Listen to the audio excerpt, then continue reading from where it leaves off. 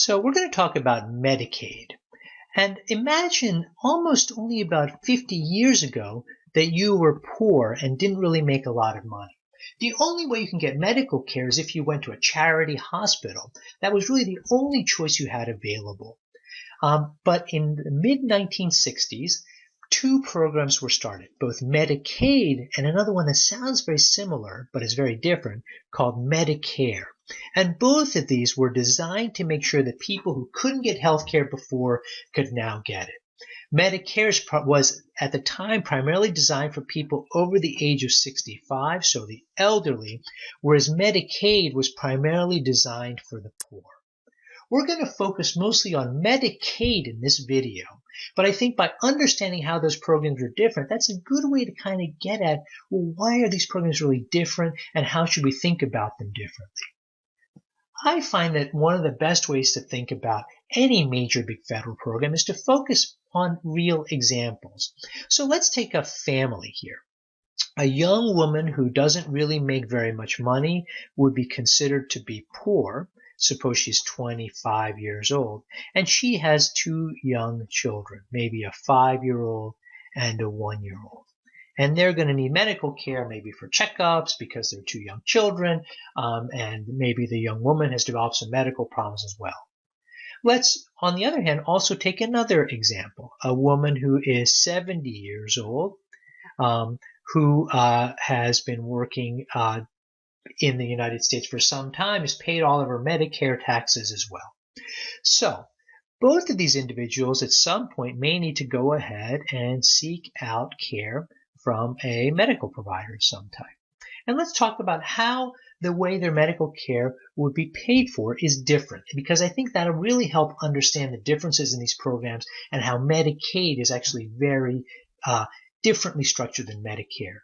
Medicare is fairly straightforward. If you are over the age of 65, the federal government, meaning the part of the government based in Washington, D.C., they run the Internal Revenue Service and they run the military, they also run Medicare. They will be responsible for paying any bills that our hypothetical 70-year-old woman has in the course of getting her medical care. So the federal government sends that out, doesn't matter what state this woman lives in, and they assume 100% of the insurance responsibility and the costs for her medical care. That's very different than how things go when you're on Medicaid. In Medicaid, it's really a partnership between the federal government, as I said, the part in Washington, D.C. that has all those federal agencies, as well as the state government where this family may live, meaning suppose they live in Arizona or Oregon or North Carolina.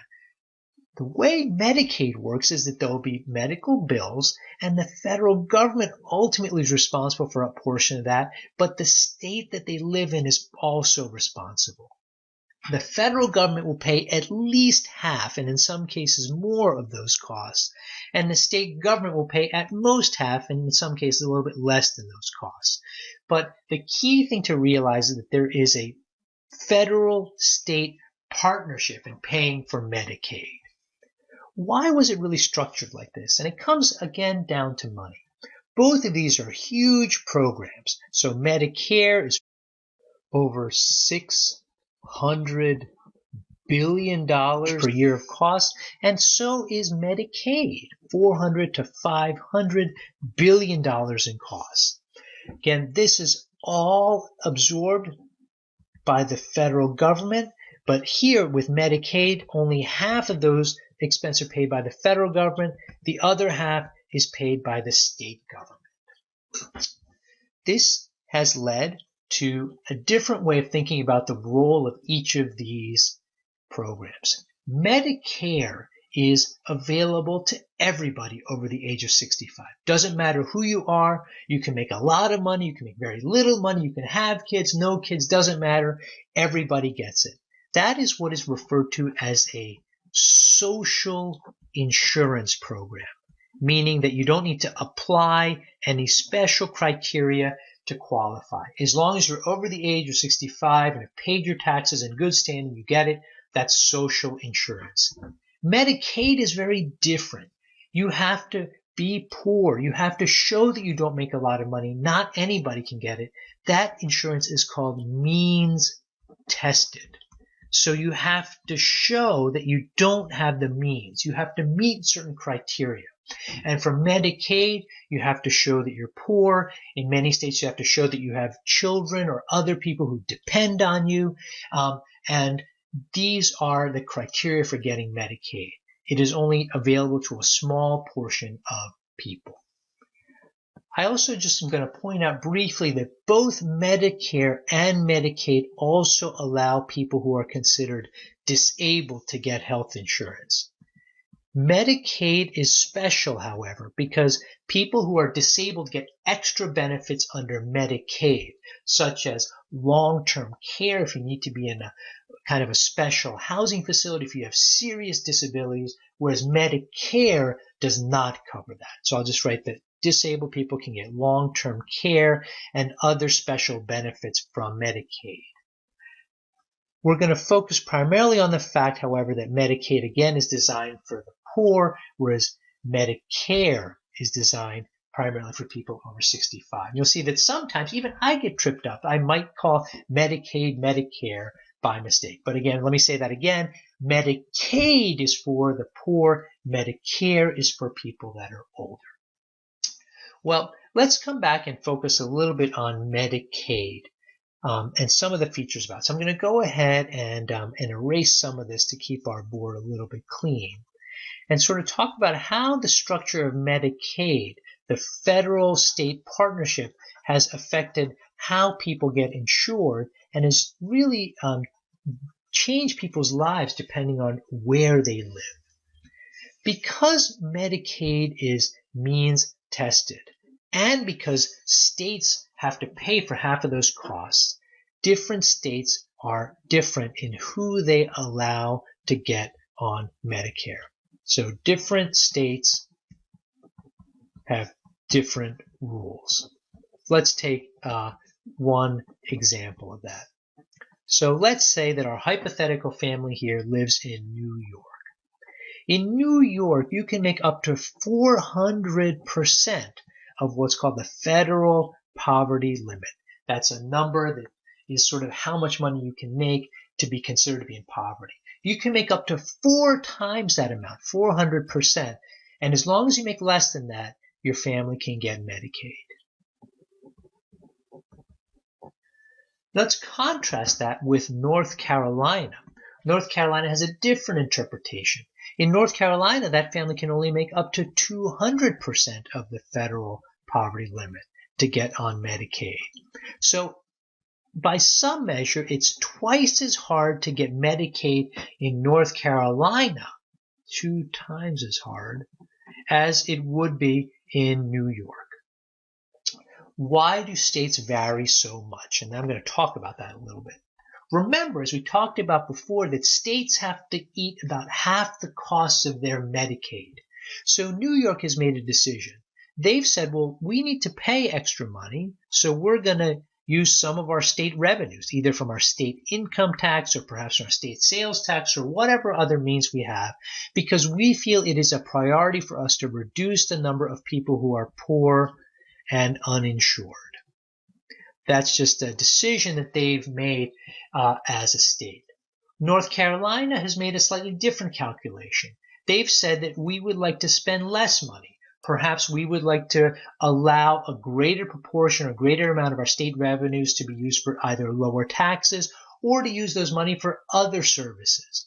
As a result, North Carolina as a state has decided they will accept a slightly larger number of poor and uninsured, but with the possible benefit of maybe having other money available in the state for other reasons. So this is just to point out that this variability occurs throughout the country. Some states are very restrictive in who can get on Medicaid. Some states are very permissive. And so it varied a great deal. I'm going to make one other point, which is that years ago, it was decided that most children would be largely covered by Medicaid. It was made pretty easy for them. I'm not going to spend a lot of time on that, but that was what was called in the past the S-CHIP plan, or the State Children's Health Insurance Plan. I'm not going to spend a lot of time on it because all of this has recently changed with the passing of the Affordable Care Act, or what is known as Obamacare. And I want to focus just for a few minutes on those changes because they influence how we think about Medicaid moving forward. So I'm just going to go ahead and erase some of the stuff we wrote here about how different states treat Medicaid differently, and then focus for a minute on the changes that have been brought into law beginning in 2010 with the passing of the Affordable Care Act. So I'm just going to write the Affordable Care Act, commonly also called Obamacare. And Obamacare changed Medicaid in the following way. They said that we would like to create a uniform standard for who gets Medicaid. And so what they said was that all Americans, if they are making 133% of the federal poverty limit or less, could qualify for Medicaid. Very importantly, they said it didn't matter whether or not you had kids. If you were even a single adult, you could still get on Medicaid. This seriously expanded the number of people who would qualify for Medicaid. Some estimates are that there should be millions and millions of people, maybe even up to 10 to 16 million people could now get Medicaid. So it expanded eligibility. And finally, what they did was the federal government, meaning the U.S. government based in Washington, D.C., would pay 90 to 100% of the cost of expanding that. So this is very different. It really essentially federalized the Medicaid expansion. So it didn't really require a lot of money from states other than the 10% that they'd have to pay after several years. So this was really a new way of thinking about who among the poor and families should get Medicaid. The thing is that in a Supreme Court challenge, it was decided, however, that the federal government could not force Medicaid expansion. So you could not force it. It turned out that some states were worried about this 10%. They thought even that was too much to ask for from their state revenues to expand Medicaid for the eligible population. As a result, moving forward from here, we really will see a population of two different kinds of states. About half the states will fall into this category, and the other half will fall into this category. This category has accepted expansion, and so in those states, most of the benefits, the extra money from the federal government will come through over time. This other half of states have chosen not to expand. And so in those states, Medicaid will continue pretty much as it always has, with the federal government giving some money and the states deciding who they're going to allow to get onto Medicaid. And over time, these states may then they'll get the up to 90 to 100% of the cost of that from the government to start with, and then long term will have to come up with 10% on their own. These states will continue to get, since they're not expanding, will just kind of continue to have to pay for their existing Medicaid rolls the way they always have.